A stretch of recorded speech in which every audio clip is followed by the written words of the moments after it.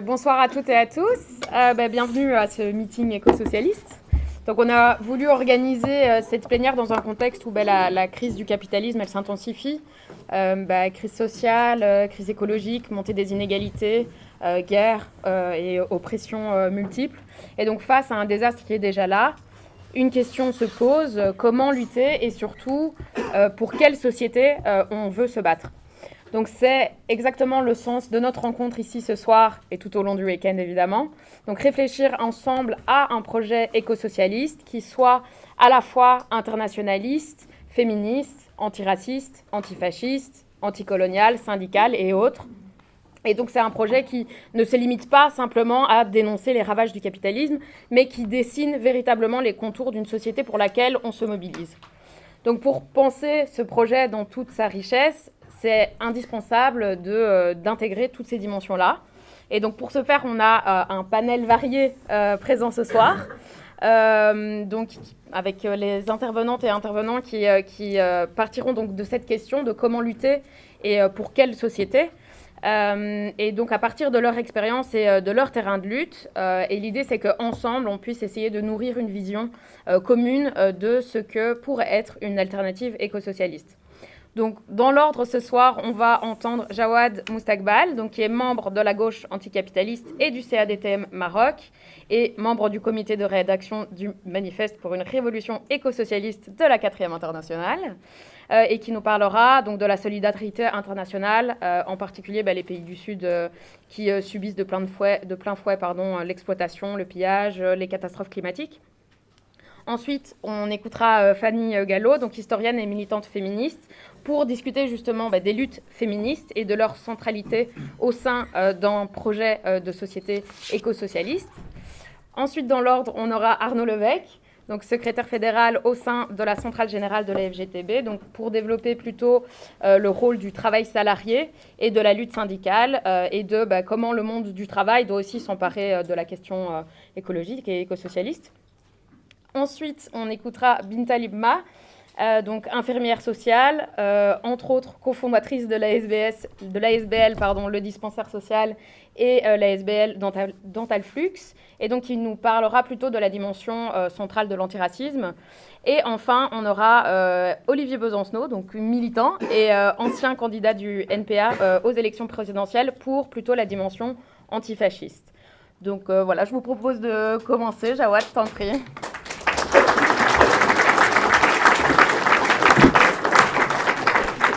Merci. Merci. Bonsoir tout le monde. Je suis très content d'être ici. Je suis encore plus content. Je discutais avec ma camarade d'origine marocaine. Qu'hier, il y avait une grosse mobilisation suite aux obsèques et des funérailles du père du leader du mouvement de RIF. Moi, je viens du Maroc, donc c'est pour ça que je parle de ça. Et hier, il y avait une grosse mobilisation de toute la ville de Hoceima qui venait assister aux obsèques et scander la libération des détenus politiques. Et je partage ça parce que c'est une source d'inspiration. Au moment où on croyait qu'il n'y a plus d'espoir, les gens, et surtout ceux d'en bas, ils trouvent toujours un moyen pour nous donner espoir. Et ça me fait vraiment plaisir et j'ai tenu quand même à le partager. Donc, mais je ne suis pas là pour vous parler de ça. Je vous parle du manifeste éco-socialiste qui s'intitule « Pour une révolution éco-socialiste, rompre avec la croissance capitaliste ». C'est un document qui a été voté dans notre dernier congrès international en février à l'unanimité. Pour rappel, pour ceux qui savent pas, l'international, la 4e internationale, c'est l'internationale fondée par Trotsky en 1938.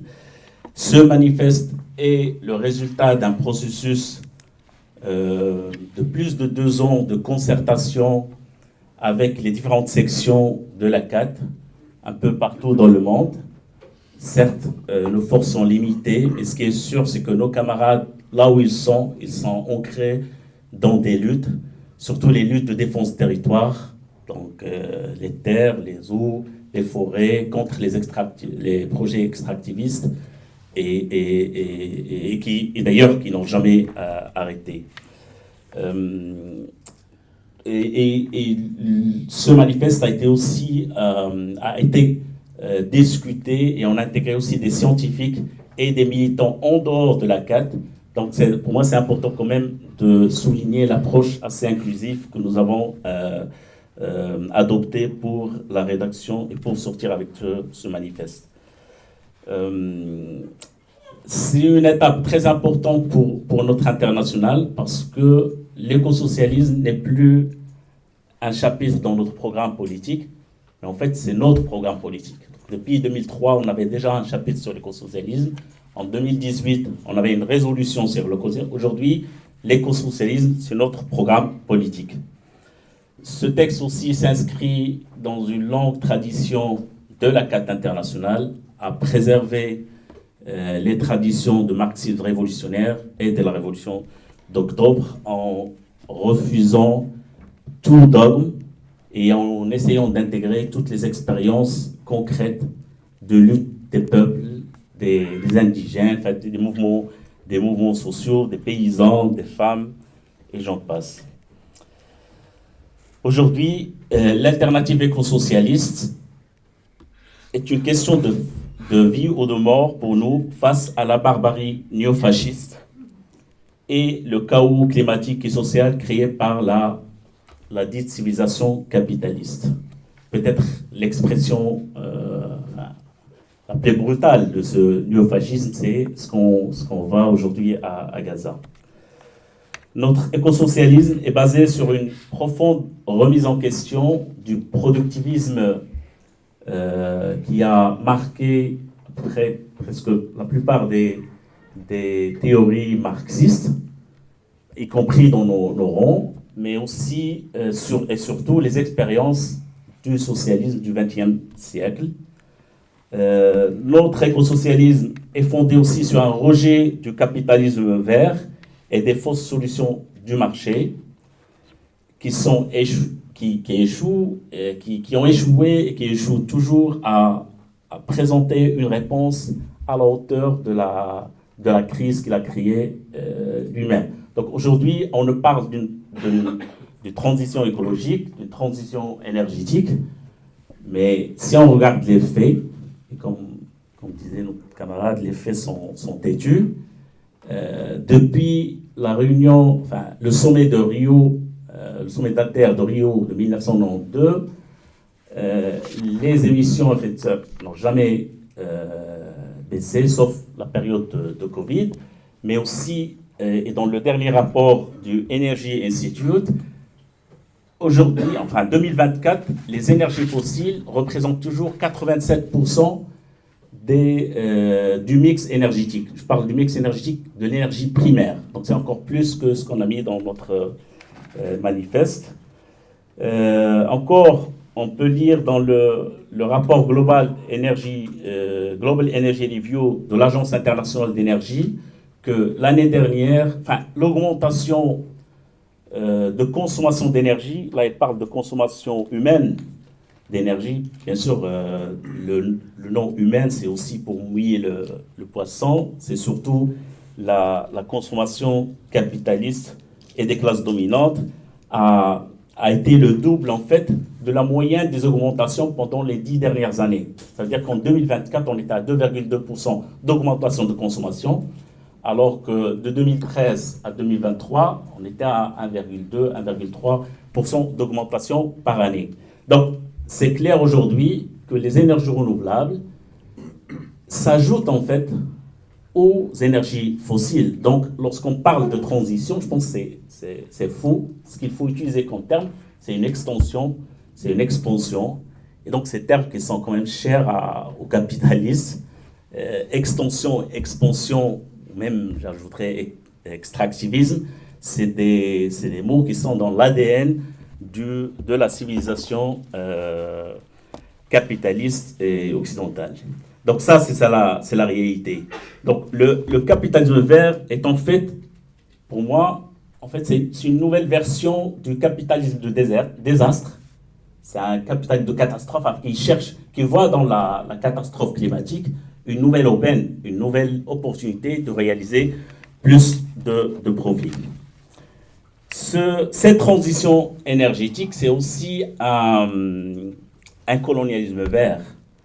Donc, dans mon propre pays, le Maroc, les élites locales s'allient avec les multinationales, donc EDF, Engie, Total Energy, mais aussi des pays du Golfe, les TAQA, les Aqua, pour déposséder en fait les populations locales qui sont expulsées, qui sont marginalisées, et il y a des territoires entiers qui sont sacrifiés.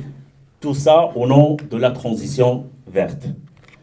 Donc en fait, c'est le même processus d'accumulation par dépossession qui a été amorcé par les colonisateurs, bon, principalement le colonisateur français, mais aussi espagnol dans notre pays, qui continue en fait aujourd'hui, sauf aujourd'hui, c'est pas ouvert, c'est au nom de la transition énergétique et au nom de sauvetage ou de sauver la planète.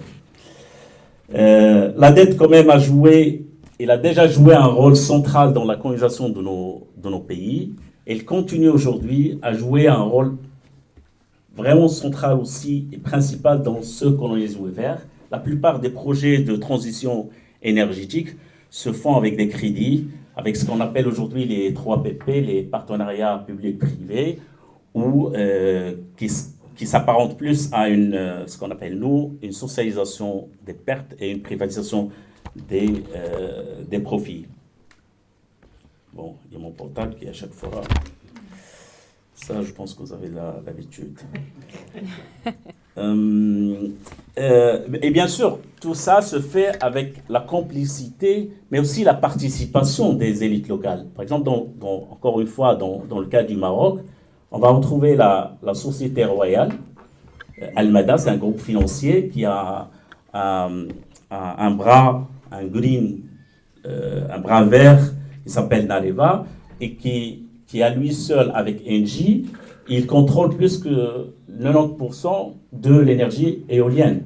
D'ailleurs, pour moi, c'est un peu quand même bizarre parce que j'ai laissé Engie au Maroc, alors qu'il contrôle la plupart de ça, et je le retrouve ici en Belgique. Il sauve le chaud, le froid, et il décide aussi de tout ce qui est stratégie énergétique ici. Donc, pourquoi les problèmes et les ennemis sont les mêmes. Maintenant, il y a aussi la même entreprise, Nareva, elle s'allie avec les Saoudiens aussi pour s'accaparer les projets solaires à Midet, le 2e projet, avec la société saoudienne qui s'appelle Aqua, sachant qu'Aqua, elle contrôle 100% du projet Nour Ouarzazate. Je dis ça parce qu'à Ouarzazate, on a une des plus grandes centrales solaires qui utilise la technologie CSP, je ne sais pas si c'est vous appelez, mais c'est du Concentrated Solar Power. Et d'ailleurs, qu'aujourd'hui, on paye il y a un déficit de 80 millions d'euros par an que payent les Marocains parce que les banquiers et les multinationales ont décidé de cette technologie.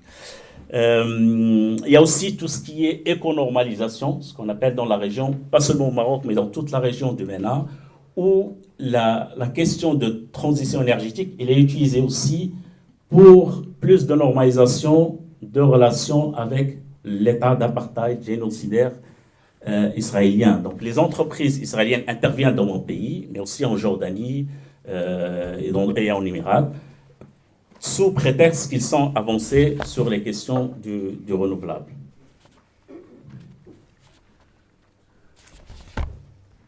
Alors, soyons clairs, nous ne pouvons pas compter sur le capitalisme pour sauver le climat. Il ne le fera pas parce qu'il en est la source. Donc, je pense que c'est Einstein qui a dit ça. On ne peut pas résoudre un problème avec la même logique qui était à son origine.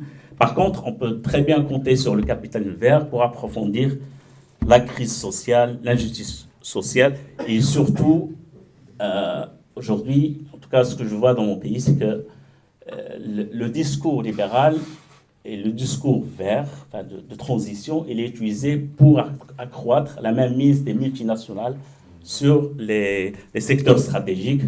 Donc, j'ai parlé de l'énergie, mais aussi il y a tout ce qui est des dessalement d'eau, où le chef du gouvernement, par exemple, s'allie avec Acciona, une société espagnole, pour construire Et pour un contrat de 30 ans, enfin, de Build, Operate and Transfer, de 30 ans, et pour la plus grande station de dessalement de Casablanca. Donc tout ça pour dire que la transition verte, la prétendue transition verte, donc je pense que j'ai démontré quand même c'est une extension, et c'est une expansion, c'est pas une transition, c'est un désastre, un capital de désastre, plus un colonialisme vert. Donc qu'est-ce que nous proposons? Donc notre projet éco-socialiste se fonde sur des principes assez simples et fondamentaux. Le premier, c'est subordonner la valeur d'échange à la valeur d'usage. Deuxièmement, prendre soin des humains et des écosystèmes avec des services publics décentralisés, participatifs et communautaires. Il y a la question de planification démocratique et écologique. Donc pour nous, il est important que les citoyennes et citoyens prennent en main les grandes décisions de production. Donc, qu'est-ce qu'on veut produire, comment le produire et pour qui. Donc, qu'est-ce qu'on propose? On propose en fait, face à la rupture métabolique destructrice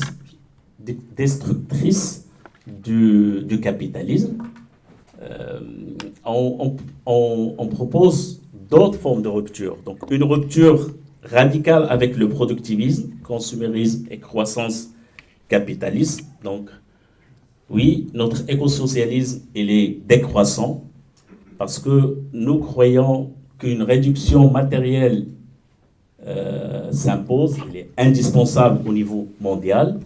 Maintenant, attention, on parle d'une révolution, enfin, on parle d'une décroissance, bien sûr, avec le principe de justice sociale et justice climatique, avec les responsabilités historiques nord avec le Global South, avec le Sud global, mais aussi à l'intérieur de chaque pays. Donc il y a plusieurs rapports qui montrent quand même que ce sont plutôt les sociétés au nord qui sont responsables de la catastrophe climatique que nous vivons aujourd'hui. Donc, et notre décroissance, elle n'est pas seulement qualitative, il n'est pas seulement quantitatif, il est surtout qualitatif. Donc, il faut commencer par supprimer des secteurs de production qui sont inutiles, à commencer par l'armement. Aujourd'hui, malheureusement, ce qu'on est en train de voir, c'est vraiment le contraire, où les États ils sont en train d'augmenter leur budget Mais il y a aussi tout ce qui est éléphant blanc, donc aéroport, dans mon pays, le TGV ou les stades de foot, parce qu'on est aussi en train de préparer l'accueil de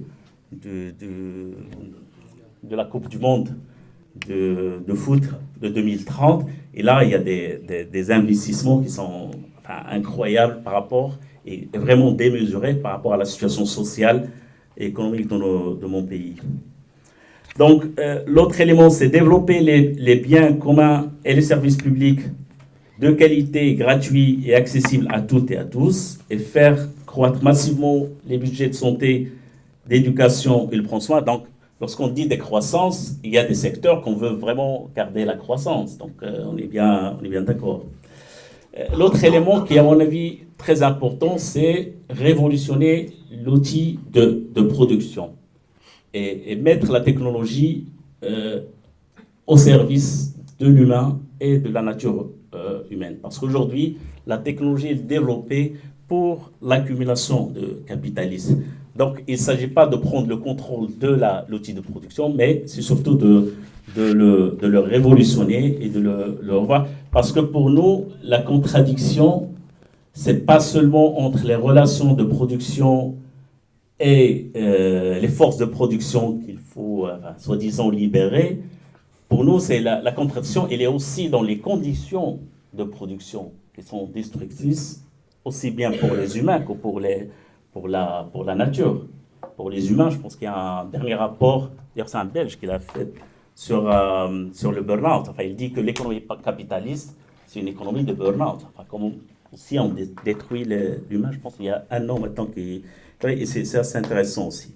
Mais je peux donner, juste pour cette idée de révolutionner les technologies et revoir la conception de l'outil de production, Il y a deux exemples qui viennent à l'esprit, je pense que c'est important. C'est l'idée de l'obsolescence programmée, qu'il faut bien sûr remplacer par une durabilité programmée, mais il y a aussi l'idée de penser la fin de vie de produits dès leur conception. Aujourd'hui, les capitalistes s'en foutent, les ingénieurs, ils sont payés pour penser comment convaincre les gens pour consommer plus, ils s'en foutent, mais réellement, comment la fin de vie des produits.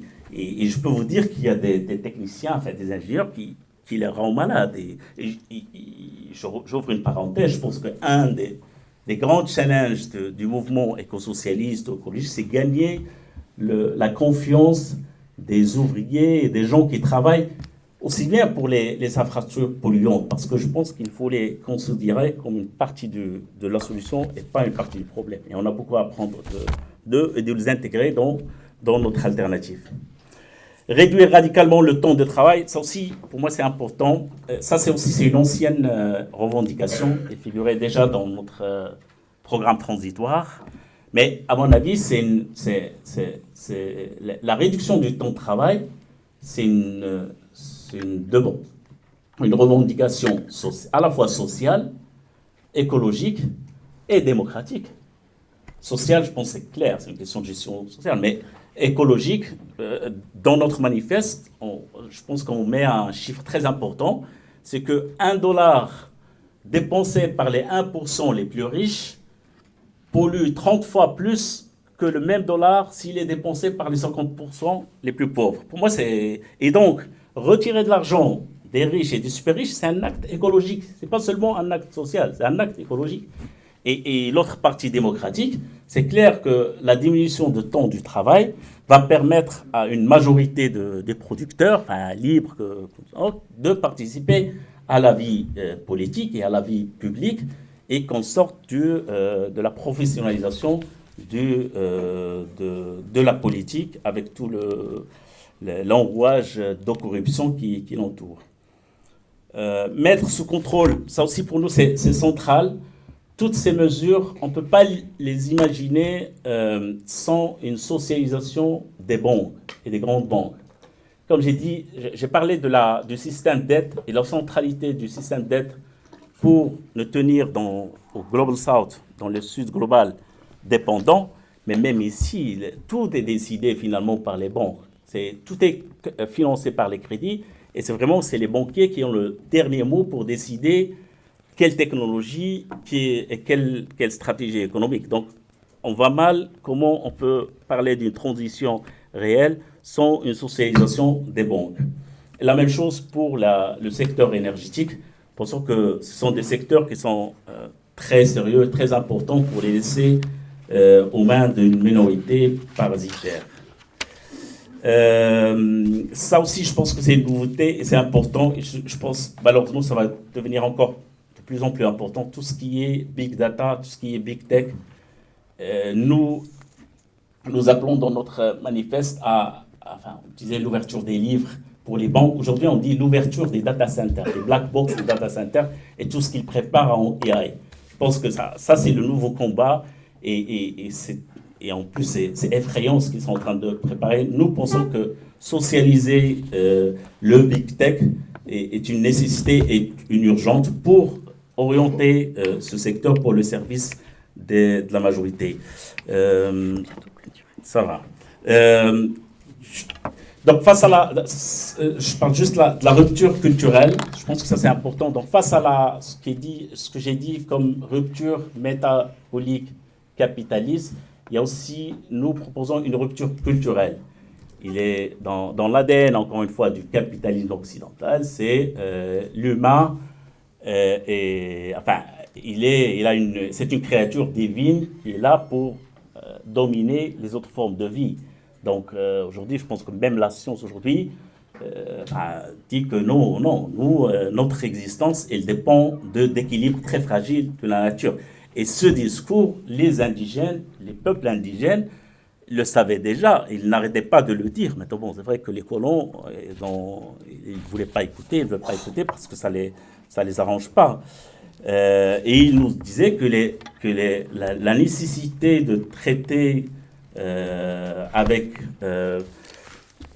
respect, avec empathie, prudence et avec amour envers la Pachamama, avec la terre, et entre autres, c'est une question vitale pour nous. Donc ça, cette rupture culturelle, elle est quand même assez importante.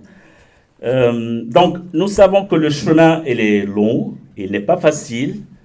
Notre projet, il est ni institutionnel, ni électoraliste. Il repose avant tout sur les luttes, sur la mobilisation des masses, sur la force des mouvements sociaux. Bien sûr, on peut toujours utiliser les institutions bourgeoises dans une perspective de soulèvement, un soulèvement révolutionnaire. Donc je me tourne vers Olivier pour dire que non, parce que vous vous êtes présenté. Donc je comprends combien l'utilité d'utiliser ces institutions, mais dans une perspective révolutionnaire. Mais je pense qu'on est d'accord sur ça. Nous devons compter sur nous-mêmes et sur les opprimés. Il n'y a pas de déterminisme. Notre écosocialisme, c'est un pari révolutionnaire, au sens de, comme le disait Daniel Ben Saïd. Et rien n'est écrit à l'avance, mais le choix aujourd'hui est encore plus clair, barbarie ou écosocialisme. Donc, il nous appartient d'agir maintenant, ici et partout, pour arrêter la barbarie. Je pense qu'on est déjà dans une situation de barbarie, pour éviter le pire et commencer à préparer la révolution écosocialiste. Et je veux vraiment terminer avec ça. Lorsque je préparais mon intervention, je me baladais avec vélo sur la Meuse, et j'ai vu un tag, une phrase qui taguait sur la rive nord de la Meuse. Et c'est une source d'inspiration, j'ai vraiment aimé. Ils ont écrit « L'avenir sans bruit, l'espoir c'est la lutte ». Merci.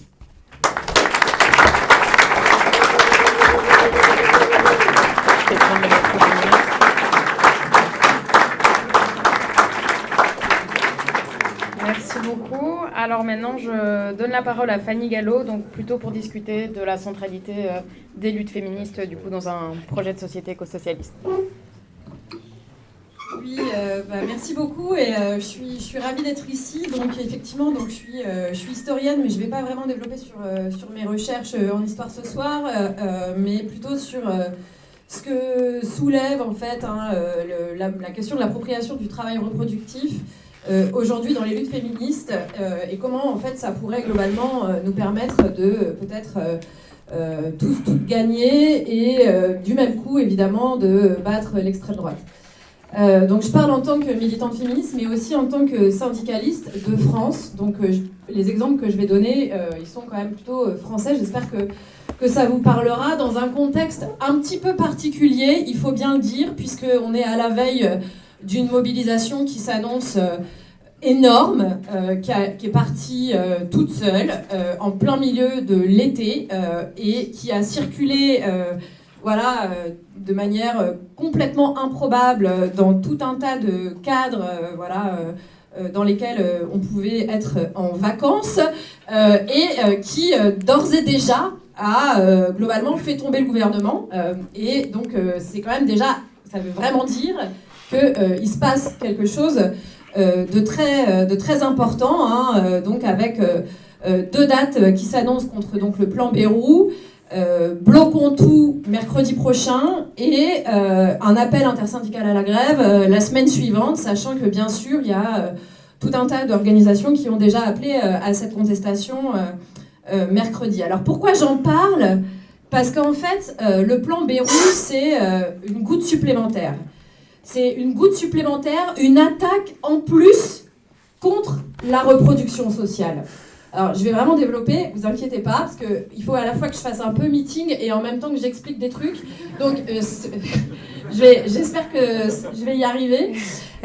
Alors, une attaque contre la reproduction sociale, pourquoi ? Parce que c'est une attaque très forte au niveau du secteur de la santé d'une part, et une attaque qui remet en cause 2 jours fériés d'autre part, et puis plein d'autres trucs, mais bon, je vais pas forcément m'appesantir.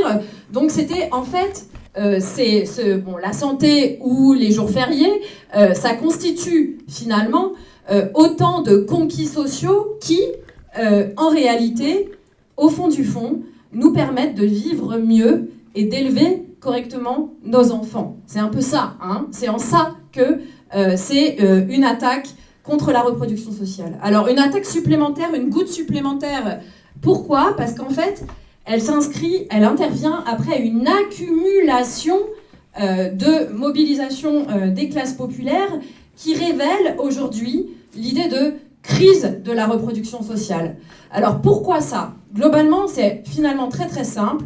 Il y a une tension, une contradiction fondamentale dans le capitalisme. C'est l'idée de toujours faire davantage de profit, d'accumuler et de faire du profit.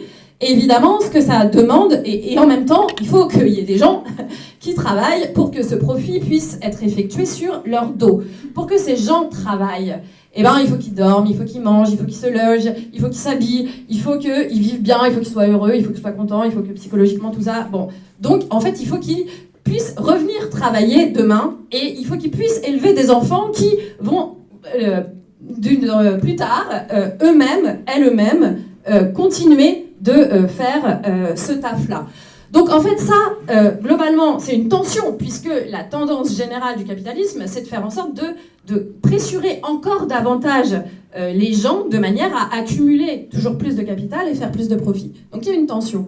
Et dans cette tension, avec le néolibéralisme, on se retrouve dans une crise. C'est-à-dire qu'en fait, le néolibéralisme, ce qu'il produit, donc je vais vite, hein, mais c'est des plans d'austérité, une marchandisation toujours plus importante des services publics, une précarisation croissante, bref, une incapacité pour les gens d'être bien, de se loger, de manger, de s'habiller, nanana, et de élever leurs enfants comme ils et elles ont envie de les élever, comme ça leur semble juste. Hein, cet enjeu, par exemple, qu'on a souvent en tête, hein, qu'on espère que nos enfants vivront mieux que nous. Hein, et en fait, aujourd'hui, on se rend compte que globalement, on ne sait même plus si on peut encore espérer ça. Donc là, on est vraiment dans l'idée de la crise de la reproduction sociale. Et ça s'est exprimé très fort en France au moment des Gilets jaunes. C'était par exemple Ingrid Levavasseur, une des figures des Gilets jaunes, qui sort de nulle part, enfin en l'occurrence en Normandie, mère de 2 enfants. Non mais, je dis ça, ce que je veux dire c'est que... Non mais je suis normande en fait, je suis normande donc je vois très bien d'où elle vient. Mais c'est pas grave, c'est pas ça que je voulais dire. Non mais en fait, elle sort de nulle part d'un point de vue militant, en fait, c'est ça que je voulais dire. C'est-à-dire qu'elle n'avait pas participé particulièrement à tout un tas de cadres divers et variés. Et donc voilà, elle est mère de 2 enfants, on est en novembre, et elle dit, voilà, moi je sais pas ce que je vais pouvoir offrir à mes enfants à Noël. Et en fait, cette vidéo, cette question-là, elle a participé en fait au développement de cette contestation des Gilets jaunes, qui était du coup une véritable... Je parle trop fort peut-être.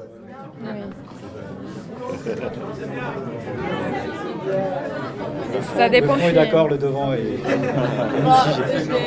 Ok, je vais mettre plus loin alors. Ah, le fond est avec toi. Ok, vas-y, continue. Mais vas-y. Bon, ok, d'accord. Donc là...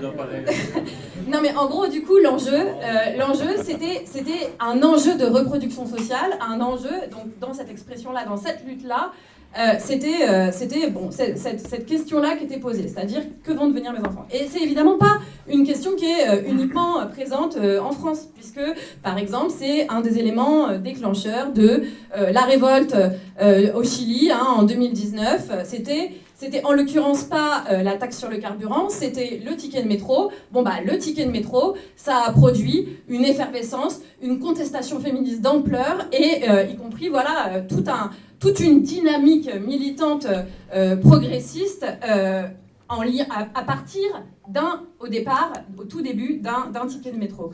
Et donc, tout ça pour dire que cet enjeu-là, il est aujourd'hui absolument central. À cet enjeu, on peut ajouter en France la multiplication de contestations depuis la pandémie. Vous vous souvenez, cette période, alors je ne sais pas si vous avez eu les mêmes discours que nous, mais nous, on nous a parlé des premières de cordée, de revaloriser les métiers à prédominance féminine, de les applaudir tous les soirs, les soignantes, etc., etc., etc. Et Donc évidemment, c'est pas du tout ce qui s'est passé. C'est-à-dire que finalement, on est sorti de ce plus jamais ça avec un retour à la normale pareil, voire pire qu'avant, sauf que ça a produit des mobilisations. C'est-à-dire qu'on a eu directement après des femmes racisées en sous-traitance dans des CHU qui se sont mobilisées en disant « Ouais, c'est dégueulasse parce qu'en fait, toutes les autres, elles ont la prime Covid, mais nous, on l'a pas parce qu'en fait, on est en sous-traitance. » Après, on a eu, dans le même temps, il y avait évidemment toutes les mobilisations des femmes de chambre, notamment de l'Ibis des Batignolles, qui, avec une caisse de grève, essayaient de montrer que, demander l'internalisation et puis aussi d'ailleurs la dignité fondamentalement face au sexisme et au racisme permanent. Et puis après, on a eu encore plein d'autres mobilisations. On a eu pendant, on en parlait tout à l'heure, mais pendant la pandémie, des mobilisations de couturières professionnelles qui disaient que c'était pas possible en fait de faire des masques à une échelle de masse de façon gratuite, alors que c'était leur métier. Et puis après encore en France, des mobilisations par exemple des AESH, donc c'est des femmes qui s'occupent des élèves en situation de handicap dans les écoles, qui ne sont pas du tout reconnus, dont la qualification n'est pas du tout reconnue aujourd'hui, et qu'on place d'un endroit à l'autre et qui sont obligatoirement à temps partiel, ou d'autres, les ATSEM, qui elles s'occupent des élèves en petite section de maternelle. Enfin bon, bref, je ne vais pas vous faire un dessin. Tout un tas de mobilisations est intervenu, donc évidemment, et puis c'est performatif, c'est-à-dire qu'il y en a une et du coup, des fois elle est victorieuse, alors du coup ça donne aussi confiance, et ça c'est aussi un élément très important. Juste après tout ça, on est arrivé en France en 2023 et là, on a une nouvelle attaque de la reproduction sociale, une nouvelle contestation anti-gouvernementale de masse qui est donc le mouvement contre la réforme des retraites qui faisait passer l'âge de la retraite à 64 ans. Et là, on a des organisations syndicales, un mouvement ouvrier traditionnel qui se dit bon, alors en fait, on va tous se mettre en mouvement, là, un truc super unitaire, on a tout le monde et tout, et on va fixer des dates, et on se dit en janvier, les raffineurs, ce serait vraiment bien qu'ils s'y mettent, les cheminots, là, il nous faut un secteur là en reconductible, parce que en fait, sinon, ça marchera pas. Alors on est en janvier, on arrive en février, début février, et là, au bout d'un moment, l'intersyndicale dit, on va appeler à mettre le pays à l'arrêt le 7 mars. Et donc, du coup, on construit cette mobilisation par le bas, avec des mobilisations régulières, des grèves régulières, etc. Et toujours pas de raffineurs et toujours pas de cheminots en grève reconductible qui vont être le fer de lance de la contestation et vous nous emmenez tous vers la victoire, comme ça a été le cas par le passé. Bon, je vais pas développer, je m'emballe, excusez-moi. En tous les cas... évidemment, à ce moment-là, l'intersyndicale dit on met le pied à l'arrêt, mais elle ne se dit pas une seule seconde que le 7 mars, c'est la veille du 8 mars, et que peut-être le 8 mars, ça peut être la grève féministe qui peut du coup être un élargissement du mouvement. Non, l'intersyndicale se dit la grève féministe, ça concerne vraiment pas grand monde, juste les femmes et les minorisés de genre. En fait, ça va être forcément réducteur. Donc c'est pour ça qu'en fait, c'est à partir de ce bilan-là moi, mais surtout pas tant moi que d'ailleurs tous les groupes féministes qui bossent depuis des lustres, se disent qu'il y a peut-être un enjeu en fait à repenser justement qu'est-ce qu'est un secteur stratégique, repenser globalement la classe finalement pour tous, toutes gagner, pas pour qu'on gagne tous, toutes. C'est simplement cette idée, je vous dis vite fait, je vais conclure aussi là-dessus, mais si le 8 mars, le travail domestique non rémunéré s'arrête, si le travail reproductif qui est effectué dans les services publics s'arrête, si le travail reproductif qui est effectué dans les services publics marchandisés s'arrête, si le travail reproductif qui est effectué dans les associations s'arrête, si le travail reproductif qui est effectué dans tous les secteurs privés s'arrête, franchement, est-ce qu'il faut, en France, il nous faut 3 semaines de reconductible de raffineurs pour qu'à un moment donné, ça devienne compliqué. Est-ce qu'il va falloir 3 semaines de reconduction de l'ensemble de ces secteurs-là pour gagner tous, toutes ? C'est vraiment une question que je pose. Je ne sais pas, ça se teste, en tous les cas, je crois. Et donc l'idée, c'est évidemment repenser la classe, et ça va complètement dans la dynamique de ce que disait Jawad et le manifeste tout à l'heure, comme catégorie politique, dans le sillage qu'on fait, c'est pas nouveau aussi, qu'ont fait les féministes par le passé, c'est-à-dire élargir la classe aux travailleuses domestiques non rémunérées, les ménagères, qui étaient complètement exclues de la classe ouvrière pendant quasiment 2 siècles, et évidemment intégrer aussi l'ensemble des rapports sociaux de race à la reconstruction de cette classe en tant que catégorie politique, en tant que classe pour soi. Alors, Ce travail reproductif dont je parle depuis tout à l'heure, je le définis quand même rapidement. L'idée, donc c'est une conceptualisation qui n'est pas nouvelle en réalité, mais qui est très largement mobilisée aujourd'hui dans le cadre de la construction des grèves féministes. Ça correspond en fait à l'ensemble des activités, qu'elles soient rémunérées ou non, qui effectuent fondamentalement la reproduction de la force de travail, c'est-à-dire qui nous permettent de retourner travailler le lendemain pour le capital et de se reproduire de génération en génération pour le capital là aussi. Ça comprend donc, ce que je disais, tous les secteurs que j'évoquais tout à l'heure, c'est-à-dire du public, du privé, de l'associatif, du domestique non rémunéré, et puis toutes les dimensions qu'on peut envisager. Alors, essayer d'envisager justement la classe sur ce fondement-là, ça peut être un moyen, en fait, de définir du commun du social et du commun matériel, et qui, s'il est approprié en tant que tel, justement peut participer de cette reconstruction de la classe, cette classe de la reproduction pour soi, une classe des travailleurs et des travailleuses de la reproduction sociale. Alors évidemment, quand je dis ça, je pense qu'il ne faut pas oublier, on définit du commun, on unifie, mais on n'uniformise pas. Et j'imagine que ce type d'enjeu, vous y êtes également confrontés, mais je donne un exemple. Moi, j'interviens beaucoup, y compris dans des cadres syndicaux sur ces questions.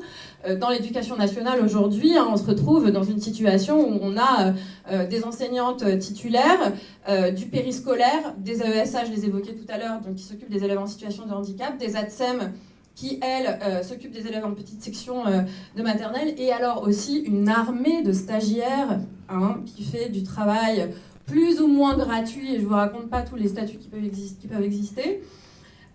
Évidemment, l'enjeu, il est de tous ces gens-là, ils font tourner la boutique sur la base de la vocation. La vocation égale le déni de travail, c'est-à-dire tous ces gens-là sont payés au lance-pierre sur la base de ils font ça parce qu'il faut bien qu'ils s'occupent des enfants, ils ne vont pas les laisser tout de même.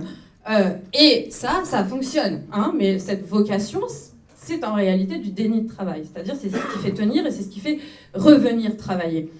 Bien sûr, tout le monde est guidé par cette idée-là. Sauf qu'il y a des rapports sociaux et évidemment, il s'agit de ne pas les nier. C'est pas pareil d'être fonctionnaire que d'être AESH, que d'être ATSEM, que d'être dans le périscolaire, que d'être contractuel ou que d'être stagiaire, etc. Et donc, il s'agit aussi d'articuler justement ces dimensions-là, évidemment, dans l'idée de repenser du commun, repenser un commun sur la base de situations matérielles autour de cette notion de travail reproductif.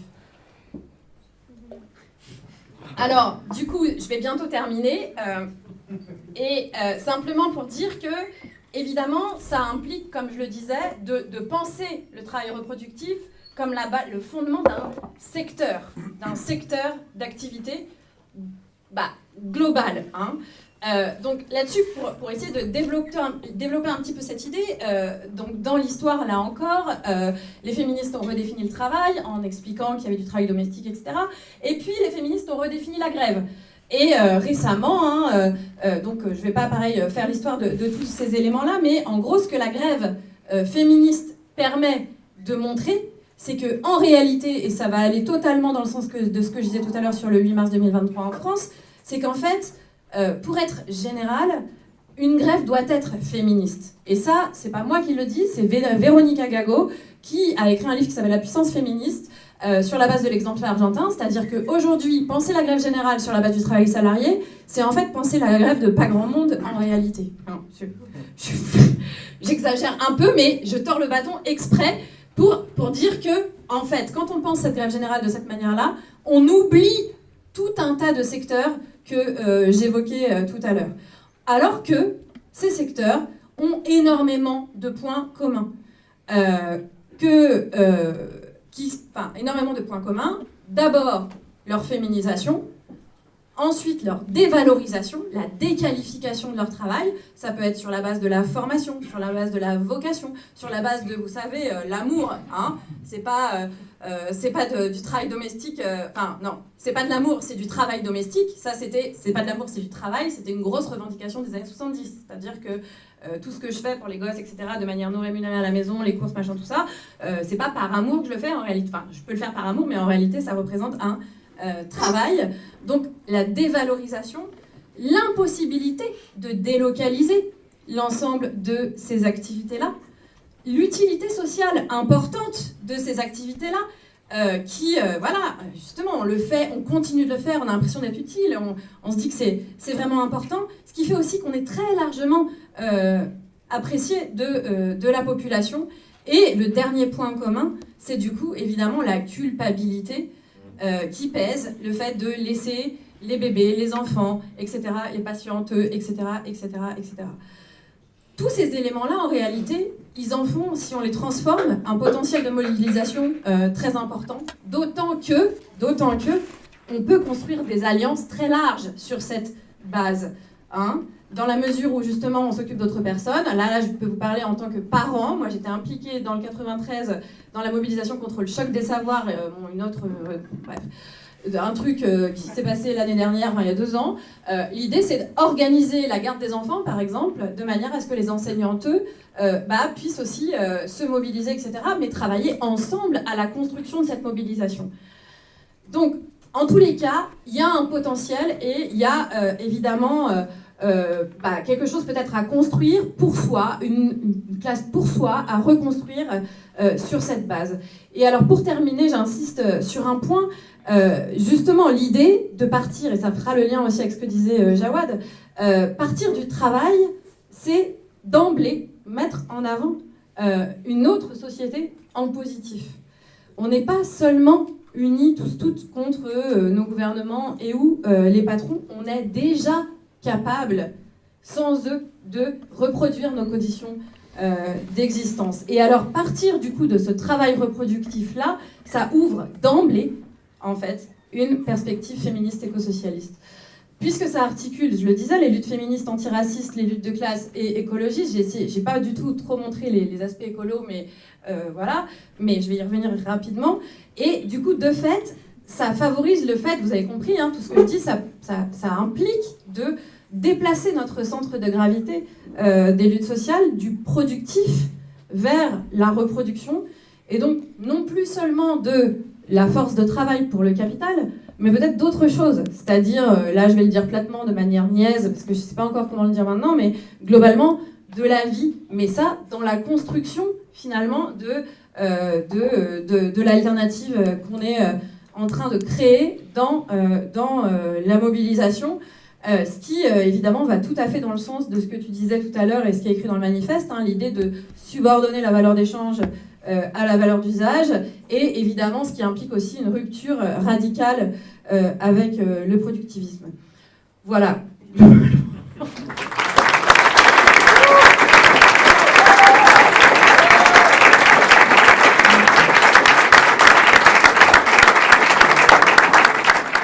Merci beaucoup. Et maintenant, pour discuter de la dimension centrale de l'antiracisme, je donne la parole à Binta Lidman-Diallo. Merci. Avant de parler, je dois dire d'où je viens pour qu'on puisse comprendre d'où je parle. Je suis originaire du Burkina Faso et j'habite les quartiers populaires à Bruxelles. Burkina Faso, parce que je suis une héritière de Thomas Sankara, qui est un des penseurs de l'écosocialisme aussi. Et le lien avec mon quartier populaire, c'est qu'il y a beaucoup de gens qui viennent d'ailleurs, qui vivent dans ces quartiers, qu'on nomme joliment quartiers populaires, mais ce sont des quartiers où les gens ont un certain revenu avec des logements sociaux, donc ce sont des quartiers pauvres. Une citation de Thomas Sankara qui disait « Un militaire sans formation politique et idéologique est un criminel en puissance ».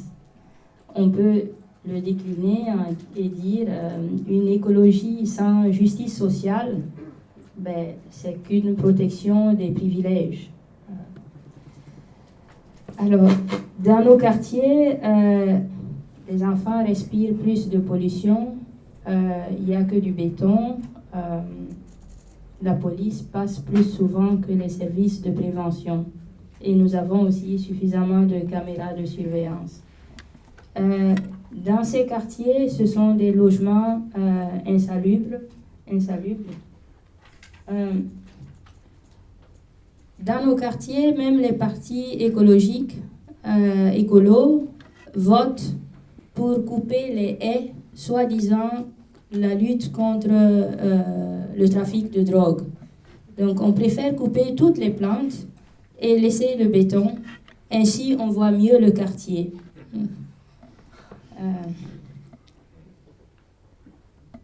Alors, les quartiers populaires sont aussi contrôlés par le narratif qui est véhiculé.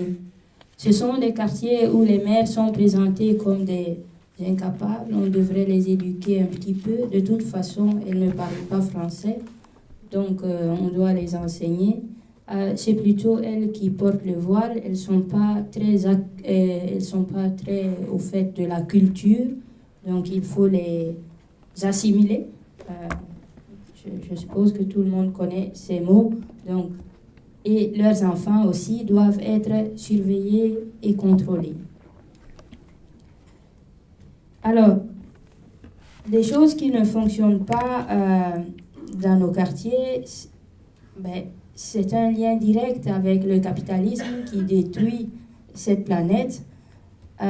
J'ai parlé tantôt des logements insalubres. Ce sont des factures qui ne sont pas payables vu le coût de l'énergie. Ce sont des longues files au CPAS qui ne feront que s'allonger.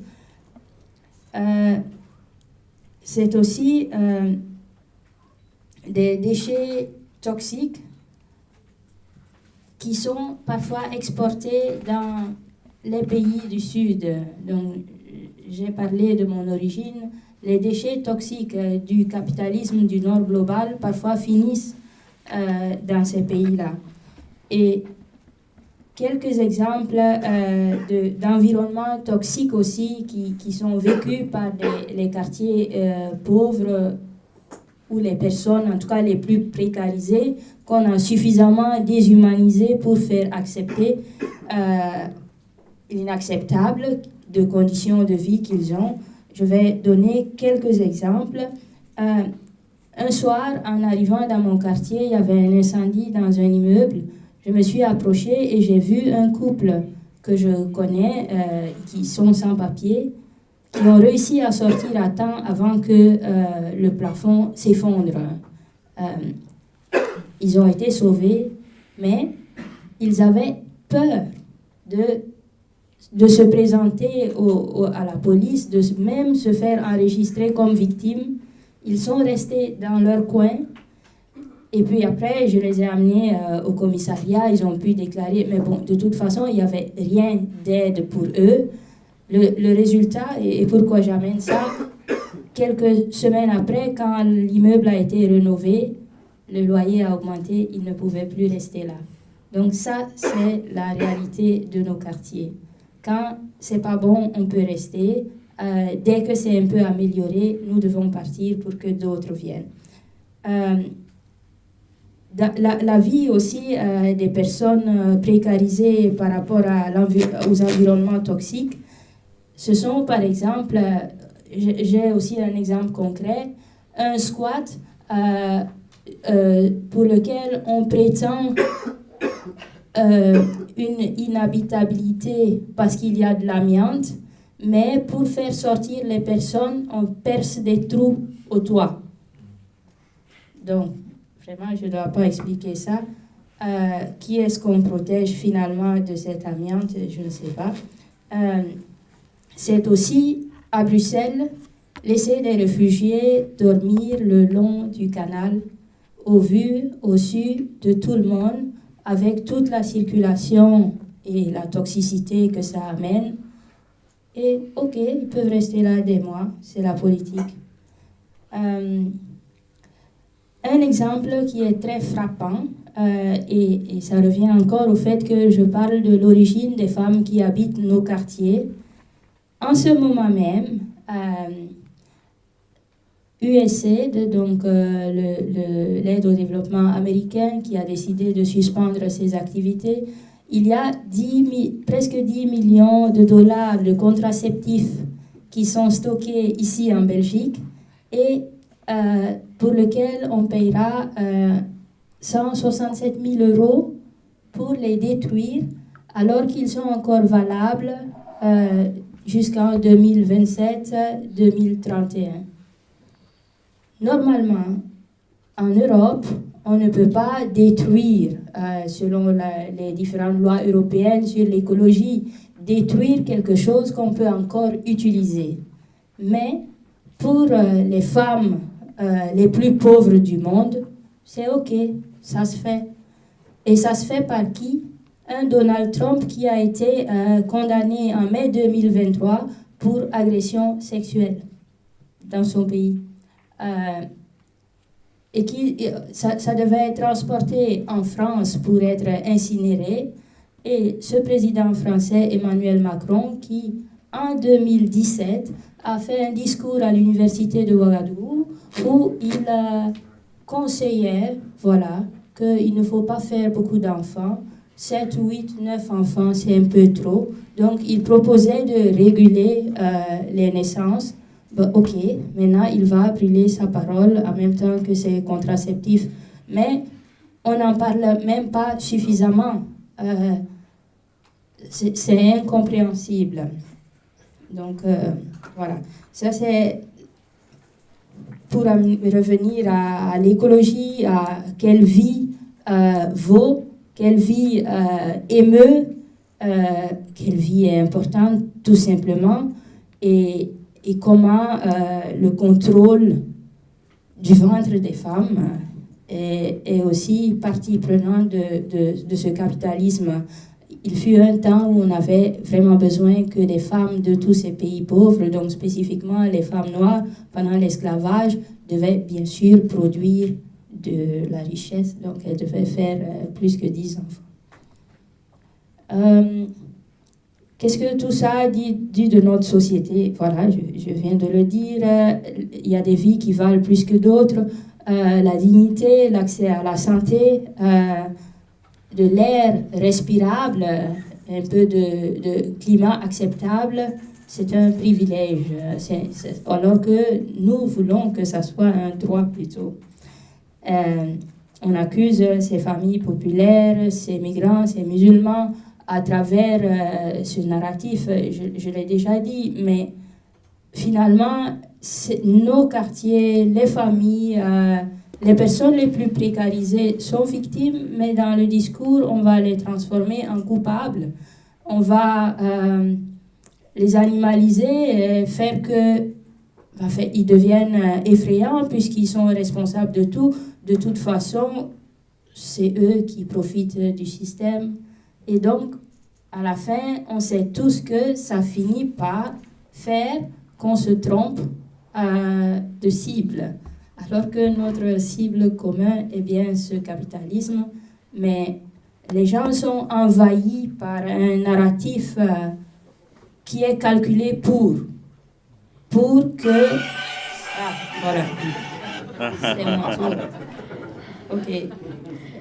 Je continue. Le narratif est bien pour que ça soit accepté et pour que cette déshumanisation, toutes ces lois, toutes ces répressions soient OK, et pour que les personnes victimes finissent même par accepter toutes ces conditions inacceptables parce qu'il n'y a pas de choix. Donc, le moindre petit avantage est finalement très apprécié. Quand on a accès à la santé, oui, c'est quand même une chance, hein, alors que ça devrait être un droit. Donc, quel projet éco-socialiste on veut, c'est de protéger nos vies. On ne veut pas que être dans la survie, donc des logements socio-écologiques, des transports publics gratuits et propres, des quartiers accessibles, donc des quartiers pas militarisés, parce que tout simplement, les quartiers trop militarisés, trop stigmatisés, ça a une influence sur même notre mouvement dans l'espace public. Qui vient chez nous, j'ai rencontré une jeune fille du Peter Bosz, vous connaissez tous le célèbre Peter Bosz. Elle ne peut plus fêter son anniversaire chez elle parce que ses amis ne veulent pas venir. De toute façon, au Fabrice Cum, ça interdit. Quand on n'habite pas le quartier, c'est 350 € d'amende quand on va se promener là. C'est inacceptable. Voilà, donc l'accès à la santé, et nous voulons une écologie antiraciste, féministe et populaire. Qu'est-ce que notre futur, qu'est-ce que nous allons faire pour atteindre ceci?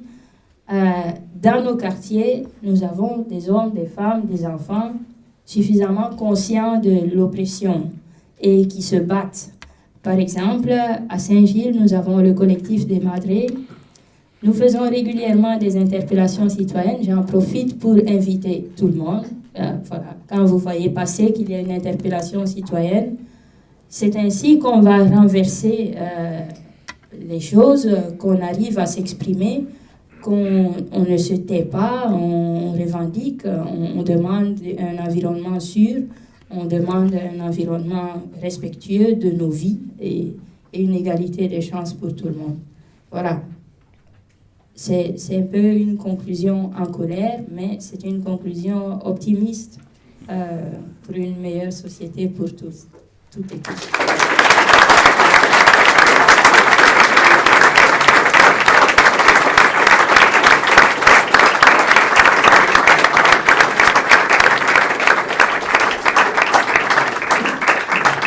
Merci beaucoup. Et enfin, pour la dimension antifasciste, nous allons écouter Olivier Besancenot. Oui, bonsoir à tous et à toutes, amis et camarades. Bon, d'abord un mot de salutation du nouveau parti anticapitaliste. Voilà, il y avait quelques camarades de la gauche anticapitaliste qui étaient présents, mais on a tenu, nous aussi, notre université d'été qui a été un bon cru. Il y avait du monde, il y avait 750, 800 inscrits, dont beaucoup de jeunes. Donc il y a une bonne étoile qui continue à nous accompagner, et comme les bonnes nouvelles ne viennent jamais seules, c'est vrai qu'il y a cette rentrée où on espère continuer à faire parler de nous, et peut-être qu'on réclamera votre solidarité par rapport à une révolte qu'on espère durable et productive en France, avec un gouvernement qui est déjà tombé, mais pas encore. Donc c'est peut-être la seule nuance que je dirais avec Fanny, parce qu'on a besoin qu'il soit encore là. Bérou, à chaque fois qu'il prend la parole à la télé, on a 100 000 manifestants supplémentaires, donc on souhaite qu'il reste au moins jusqu'au 8, voire jusqu'au 10, si c'est possible. Alors sur le sujet... moi, je veux commencer par un aveu sur cette question du manifeste et du projet éco-socialiste. Moi, je ne suis pas rentré en politique, ni dans la Ligue communiste révolutionnaire, ni dans notre courant politique sur la base de l'éco-socialisme. Je suis rentré sur les questions d'antiracisme, sur les questions sociales, et c'est dans nos rangs que j'ai été convaincu de ce projet-là. Et je le dis sincèrement, c'est-à-dire de ce que signifie la portée, comme tu le disais, de ce qui est devenu notre programme. C'est devenu un programme politique, c'est devenu notre programme à l'échelle internationale. Et ça a un lien, en effet, même avec l'extrême droite, bien sûr. Parce que quand on cherche ce qui pourrait être le meilleur rempart contre l'extrême droite, cherchez pas, c'est le projet éco-socialiste. D'abord parce que l'extrême droite, dans ses quelques motifs de cible politique, il n'y a aussi pas que la négation de la crise climatique, mais surtout parce que dès qu'on pense projet éco-socialiste, on pense le long terme, on pense le long cours. Et le long cours, par définition, non seulement c'est contradictoire avec le temps court de l'économie de marché, mais c'est contradictoire avec la phase capitalistique, autoritaire, qui va vers l'extrême droite, libertarienne, pour faire vite, qu'on est en train de connaître. Qui veut du temps court et qui veut cette espèce d'espace de prédation qui soit organisé par l'échelle d'un État qui soit fort avec les faibles et faible avec les forts. Donc, pour nous, cette question, elle est aussi à ce titre-là. Donc elle s'inscrit, j'allais dire, de manière plus générale de tout ce qui a été bien dit ici, dans le fait qu'on est bel et bien rentré dans une nouvelle période, c'est-à-dire toutes les questions qu'on évoque nous ramènent à cet élément-là. C'est qu'on a quitté une période politique et on est en train de rentrer dans une autre. Mais ce n'est pas simplement une période politique, c'est une nouvelle phase du développement capitalistique. C'est une nouvelle phase de l'histoire du capitalisme. C'est-à-dire que la mondialisation libérale telle qu'on l'a connue pendant à peu près 4 décennies, elle est derrière nous. Et la fonction néolibérale, dans l'histoire capitalistique, elle a eu une fonction qui consistait à permettre au capitalisme, je vais le dire de manière un peu caricaturale, de se dépatouiller avec ses contradictions internes, qui sont des contradictions systémiques, comme vous le savez, parce que, entre autres choses, ça permettait d'avoir accès à un marché mondial, ça permettait d'avoir accès à une main-d'œuvre universellement déployée, sauf que voilà, même le monde, même la planète a ses propres limites. Et du coup, ces contradictions se sont réinvitées aux yeux même et au cœur même de la société capitalistique, avec encore plus de violence. Et c'est la phase qu'on est en train de vivre. C'est-à-dire une phase, précisément, où toutes les crises rejaillissent de manière encore plus violente, économique, sociale, écologique, démocratique. Une phase marquée, cette fois-ci, par une compétition interétatique, protectionniste, avec un développement militaire de ce qui se déroule sur le terrain économique. Et c'est dans cette phase qu'on va être amené à évoluer. Donc c'est dans cette phase qu'il s'agit de comprendre, justement, la racine du problème. Et précisément, on a un deuxième problème dans cette période qu'on n'avait pas prévu. Je veux dire, il y a des générations militantes comme les miennes, on était globalement préparés, même psychologiquement, même si on ne l'a pas forcément vécu, à l'idée qu'il y aurait des reculs, il y aurait des ressacs, il y aurait des reflux, il y aurait des moments difficiles. Et on en a connu. Mais le moment global qu'on est en train de vivre, c'est autre chose, si on ne se raconte pas d'histoire. Ce n'est pas un moment de recul, c'est un moment de délitement, de décomposition de tout le mouvement ouvrier traditionnel tel qu'il était constitué, et ça vaut aussi pour notre propre courant. Et du coup, dans cette phase de transition qui est par nature frustrante, mais dans laquelle il faut intervenir en conscience, donc avec conviction, il s'agit de tout reconstruire.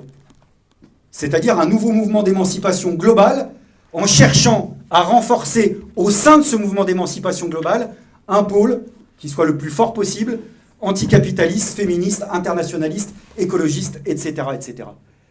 Renouer finalement avec quelque chose qui est, moi là j'invente pas l'eau chaude, quand je dis ça, c'est quasiment la philosophie du manifeste du Parti communiste à l'époque, en 1848, vous savez, le fameux passage qui dit, où Marx et Engels disent, le Parti communiste ne cherche pas à créer un parti distinct, opposé aux autres partis ouvriers, c'est simplement la fraction la plus résolue, la plus utile pour le mouvement global. C'est ça, hein, l'essence du marxisme. Je dis ça parce que le marxisme est très disputé, vous le savez, politiquement. Il y a un sentiment de propriété qui est très fort. Et il y a une partie de la gauche radicale, voire de la gauche révolutionnaire, qui pense que le marxisme, c'est des réponses toutes faites, des dogmes. Alors ça permet sûrement de mieux dormir la nuit, mais c'est pas ça le marxisme. Le marxisme critique, c'est précisément penser le doute. C'est douter. Douter d'une situation qui, par nature, n'est pas calculable, est imprévisible. D'où peut surgir précisément un événement, et savoir éventuellement le capter. La politique, c'est penser l'inconnu, c'était une des belles formules de notre camarade et ami Daniel Ben Saïd. Donc ça veut dire que dans ce cadre-là, moi je ne vais pas insister sur beaucoup de choses qui ont été expliquées, il y a de l'espoir malgré tout. Il y a des nouvelles générations qui se radicalisent, qui se politisent, précisément sur des choses qui pouvaient être jugées périphériques pendant longtemps dans une partie du mouvement ouvrier traditionnel. Le mouvement féministe en parlait. Le mouvement féministe, c'est un mouvement de masse, par exemple, en Amérique latine, avec une nouvelle génération. La question antiraciste, la question décoloniale, la question internationaliste et les questions sociales. Et ces nouvelles générations, je crois qu'on a intérêt, nous, à les accompagner, non pas professer les solutions toutes faites. On n'est pas extérieur au camp des exploités et des opprimés.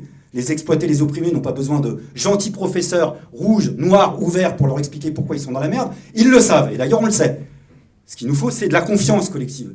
Et dans cette confiance et dans nos pratiques, peut-être là, nous, essayer de refaire ce qu'on avait du mal à faire jusqu'à présent, c'est-à-dire de remettre sur le tapis, à partir d'une pratique, des questions stratégiques. C'est ça votre intitulé, passer de la colère à la riposte. Pas simplement être anti, pas simplement être contre, mais dire qu'il y a des questions stratégiques qui, à partir d'une pratique unitaire, mériteraient d'être débattues, sans forcément avoir la garantie que ça va être dénoué tout de suite, mais au moins les porter à ce titre-là. Et moi, j'en vois quelques-unes qui ne sont pas tendance, à gauche, mais pourtant, il va falloir se les recoltiner d'une manière ou d'une autre. Je pense que c'est vrai en France, j'ai l'impression que c'est vrai aussi peut-être en Belgique, mais c'est vrai dans tous les pays. D'abord, la question internationaliste. L'internationalisme est une question stratégique. C'est pas un boulet. Il y en a combien à gauche, dans la gauche sociale et politique française, qui pensent que, en gros, sortir des frontières et commencer à s'atteler aux questions politiques qui travaillent le monde, ça va faire perdre des voix, ça va nous éloigner du cœur de la classe ouvrière française. Les mêmes, en général, qui bégayent à traiter les questions internationales, bégayent d'ailleurs à traiter les questions de la classe ouvrière française, entre guillemets, quand elle se révolte. L'internationalisme, pour nous, fait partie de la solution, ne fera jamais partie du problème.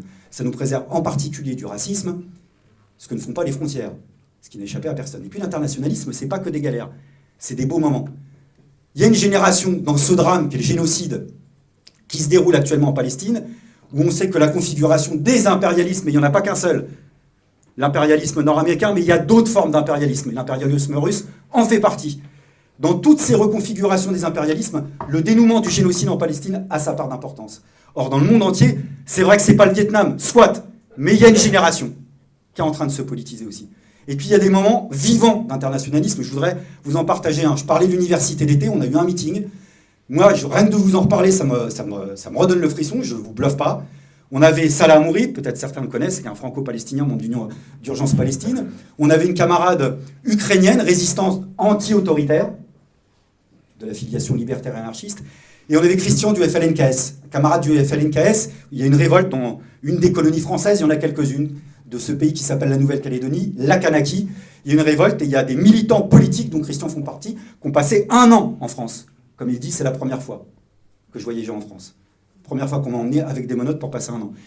Et c'est Christian, comme Kanak, qui à la tribune a dit « Notre objectif à tous et de votre nouvelle génération, c'est de lutter contre toute forme d'impérialisme, toute forme coloniale, qu'elle ait lieu en Ukraine, en Palestine ou en Kanaki. » Pour moi, ça, c'est quelque chose de vivant.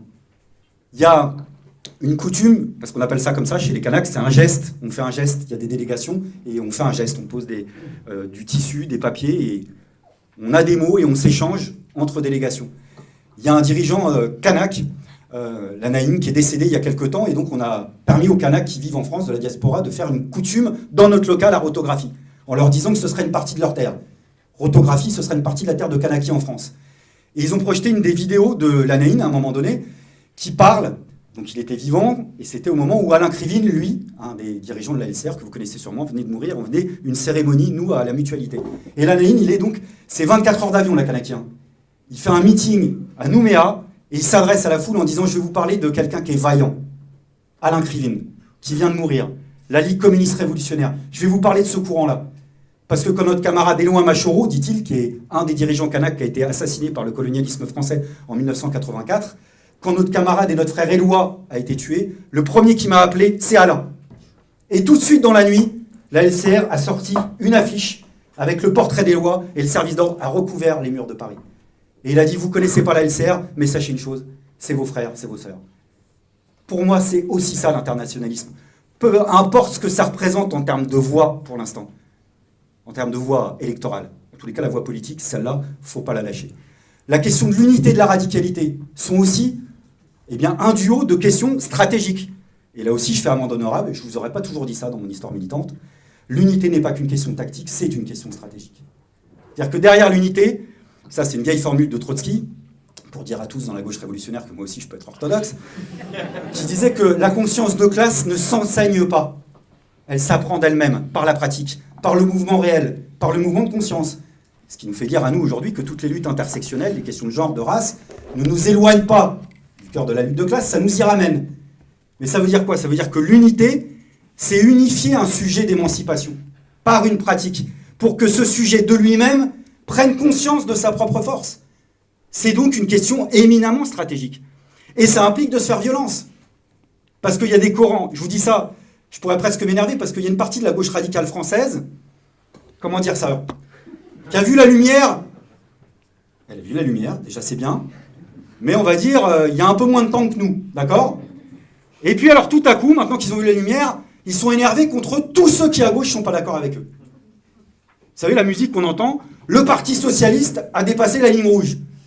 Bon, je vous mens pas, j'ai commencé à militer à l'âge de 14 ans, le Parti Socialiste avait déjà franchi la ligne rouge. La question c'est de savoir, dans la gauche sociale et politique, ce qu'on peut faire ensemble et ce qu'on ne peut pas faire ensemble. Et renouer avec une pratique dans laquelle on apprend à discuter, même avec ce mot dont on parlait avec Fanny, la camaraderie, qui a disparu parfois de nos propres rangs. L'unité, c'est ça. Et nos anciens et nos anciennes sont là pour nous enseigner 2-3 bricoles. Les 3e et 4e congrès de l'Internationale communiste se réunissent juste après, en plein cœur de la Révolution allemande, et décident de proposer l'unité d'action sociale et politique à la social-démocratie. La social-démocratie de l'époque, amis et camarades, c'est pas des gouvernements de gauche qu'on trahit. C'est les responsables directs de l'assassinat de grandes figures de la Révolution allemande, Karl Liebknecht et Rosa Luxembourg. Et un assassinat qui, à ce moment-là, ne remonte pas à 15 ou 20 ans, à 3 ou 4 ans. Et ils proposent ça, et ils ne le font pas pour le plaisir. Simplement parce que la révolution, qui était une révolution autogestionnaire, allemande, était en plein reflux, et qu'il fallait penser à l'unité du sujet d'émancipation pour que la révolution aboutisse. Ça donne quand même une idée de la valeur morale qu'on place ou pas dans ces choses-là. Mais l'unité va avec la radicalité. Donc nous, on a une formule où NPA, elle vaut ce qu'elle vaut, unitaire et révolutionnaire. C'est une galère, cette formule, mais elle est belle. C'est une galère parce que c'est une ligne de crête C'est comme toute ligne de crête, une ligne de crête, c'est casse-gueule. Vous pouvez tomber à gauche, vous pouvez tomber à droite, vous pouvez devenir sectaire ou opportuniste. Mais à part s'essayer dans cette ligne de crête, nous, on ne voit pas de possibilité. Or, toute la situation politique qu'on évoque depuis tout à l'heure nous rappelle au fait, je terminerai là-dessus, que ça nous pousse forcément à nous attaquer à la racine du problème. C'est le seul peut-être mal pour un bien qu'on est en train de vivre. Il n'y a pas un problème politique, même partiel, qui ne nous ramène pas sur des questions sociales, écologiques, féministes, à la nécessité de s'attaquer aux racines du problème, donc à la radicalité. Et avec, là-dedans, de manière transversale, une autre question stratégique, qui est la question de la démocratie, et qui est pour nous pas une question tactique. Là aussi, un clin d'œil à toutes les discussions qui ont lieu dans la gauche sociale et politique actuelle, où on a tendance à opposer l'efficacité à la démocratie. En gros, vous avez compris, hein, l'efficacité, c'est pas de bordel dans mes rangs, donc pas trop de désaccords, et au moins ça marche. Et puis de nous opposer à nous, NPA, qui représentons quand même une petite organisation, mais qui avons un lourd passif de dissension, pour ne pas dire plus, c'est-à-dire de scission, notre propre bilan. Alors évidemment, on ne peut pas se la ramener. Et je vais vous dire, quitte à choisir, je préfère le respect des discussions démocratiques, le respect des positions même quand elles sont minoritaires, parce que ça nous dit quelque chose ou non du type de société qu'on veut construire demain. Et que la question de la démocratie, il y a un ancien que vous connaissez ici, qui s'appelait Ernest Mandel, qui nous expliquait à quel point c'était le cœur même de la rupture anticapitaliste. Pourquoi ? Parce que parmi toutes les tares qu'on a à additionner du système actuel, il se trouve que la loi du marché a ceci de particulier, qu'en plus d'être injuste, elle fonctionne selon un logiciel très particulier, c'est qu'elle fabrique d'abord en amont les richesses, et elle se pose seulement après coup le problème de l'attribution des ressources, selon la loi de l'économie de marché, quitte à créer du gaspillage d'un côté, du surplus de l'autre, etc. Et évidemment la crise climatique. La démocratie, c'est changer ce logiciel-là. C'est partir de l'estimation réelle de nos besoins collectifs, en amont, en prenant en compte l'épuisement des ressources naturelles, pour seulement après coup établir la production à la hauteur de ce qui est nécessaire et de ce qui est possible. Ça s'appelle la planification écosocialiste. Ernest, il n'avait pas ce mot-là, mais c'est ça que ça voulait dire. Et je termine sur une dernière question stratégique, c'est celle de l'émancipation. Vous savez, l'émancipation des travailleurs sera l'œuvre des travailleurs eux-mêmes. Bah, figurez-vous que ça, c'est pas de Marx, en fait. C'est l'œuvre d'une féministe socialiste qui s'appelait Flora Tristan. En fait, c'est elle, la première, qui a mis au goût du jour cette formule, à peu de choses près. L'affranchissement des travailleurs et des exploités sera l'œuvre des exploités eux-mêmes. Elle avait une autre formule, la femme est la prolétaire du prolétaire. L'émancipation, c'est essentiel. Parce que dans ce qui nous distingue, pas dans le plaisir de se distinguer, mais qui fait un peu notre particularité, qui a un appel à notre propre sujet d'émancipation, c'est-à-dire à notre propre corps, c'est dire qu'à un moment donné, on ne peut pas pleurnicher. On ne peut pas s'en remettre en permanence aux politiciens professionnels. Nous, en France, désolé de le dire, mais il y a une partie de notre milieu qui n'arrête pas de dire « Je vais là, je sais qu'ils peuvent nous la faire à l'envers, mais au moins, ça m'évite de m'impliquer directement. » Ben non, le message qu'on essaie de porter, c'est que tous et toutes, précisément parce qu'on n'est pas des politiciens et des politiciennes professionnelles, c'est d'essayer de nous représenter nous-mêmes. Ça pousse à faire des conneries, à dire des imbécilités parfois, mais à apprendre beaucoup. Parce que comme nos idées ont ceci de particulier, vous avez noté, c'est qu'elles sont quand même plutôt minoritaires et qu'on trouve quand même plus facilement de contradicteurs que de gens qui sont d'accord, ça nous oblige collectivement, c'est ça l'intelligence collective, à chercher à puiser des arguments, à les travailler. Et ben ça, c'est jouissif. C'est de l'émancipation ici et maintenant, avant même la grande révolution, qu'il faudra quand même. Je termine avec une image d'une figure du mouvement altermondialiste avec lequel on n'était pas toujours d'accord, mais qui s'appelle John Holloway, qui a écrit un livre, entre autres, qui s'appelle Crack Capitalism. Et dans ce livre, il utilise l'image suivante, qui résume pour moi beaucoup de ce qui est en train de se passer. Il dit, voilà, la situation actuelle, c'est comme si vous preniez l'humanité, vous la mettez dans une salle où tous les murs sont en train de se rapprocher. Et tout le monde voit que les murs sont en train de se rapprocher. Il n'y a personne qui ignore dans la salle que les murs sont en train de se rapprocher et qui vont nous écraser. Et la situation politique, c'est pendant que les murs se rapprochent, le monde politique discute de quoi ? De la place des meubles, de la place des chaises, de la place des tables. Et dans la gauche française, de la place du trône présidentiel. C'est-à-dire qui va mourir sur le trône présidentiel quand l'humanité aura été écrasée par les murs. Et puis une partie de la gauche révolutionnaire qui discute de la place des livres sur les rangs des bibliothèques. Très important, parce que les réponses sont là et uniquement là. Bah non, notre problème à nous, tous et toutes, amis et camarades, c'est les murs. Point, barre, c'est les murs. Les repousser, les casser, je sais pas, avec d'autres forces, qu'on ne connaît pas encore, mais c'est les murs. Et ce que vous faites là, c'est aussi prendre le temps précieux de se poser pour savoir comment on peut les péter, ces murs, précisément. Merci à vous.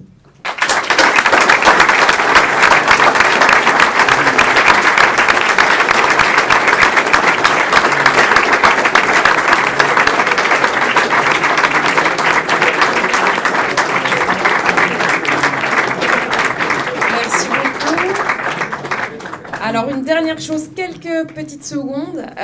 Déjà merci à nos intervenantes et intervenants pour vos échanges ce soir. Merci à vous d'être là ce soir. Une dernière chose, je pense que c'est important aussi de dire que ces échanges qui ont lieu ce soir et tout au long du week-end, c'est pas une fin en soi. Au contraire, c'est un point de départ. Je pense que c'est important de s'organiser collectivement dans la durée, en tout cas si on veut que ce projet éco-socialiste devienne une réalité. Ici ce week-end, donc avec la gauche anticapitaliste, on est là tout le week-end. Donc n'hésitez pas à venir nous trouver, à parler, à poser des questions, à chercher, à prendre des informations si vous êtes intéressés de nous rejoindre. On est reconnaissable avec nos petits badges. Voilà, merci beaucoup.